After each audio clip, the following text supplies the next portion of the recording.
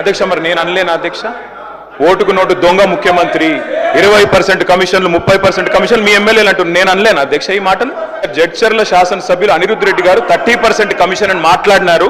దాని మీద చర్య తీసుకోమని రెవెన్యూ మినిస్టర్ గారిని అడిగాను. 20% కమిషన్ అని కాంట్రాక్టర్లు ధర్నా చేస్తున్నారు సెక్రటేరియట్ లో, చర్య తీసుకోమని అడిగినాను. మరి నేను అనొచ్చు కదా అధ్యక్ష, పిసిసి అధ్యక్ష పదవిని 50 కోట్లకు కొనుక్కున్నాడు రేవంత్ రెడ్డి అని చెప్పి కోమటిరెడ్డి వెంకటరెడ్డి నేను అనొచ్చు కదా అధ్యక్ష. మేము ఒక బాధ్యతతో రాజకీయాల్లోకి వచ్చాం.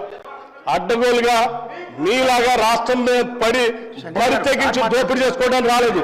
మేము ఒక బాధ్యతతో ప్రజలకు సేవ చేయాలని, మేలు చేయాలని ఒక నమ్మకంతో మాలాగా ఈ రాష్ట్రంలో అణగారిన వర్గాలు, బాధితులు, తాడితులు, ఇబ్బందులు ఉన్నటువంటి మధ్యతరగతి కుటుంబాలు బాధపడకూడదు, వాళ్ళ కోసం ఏమైనా చేయాలనేటువంటి ఉన్నతమైనటువంటి ఆలోచనతో రాజకీయాలకు వచ్చినటువంటి వాళ్ళు ఎంత ఉన్నారు.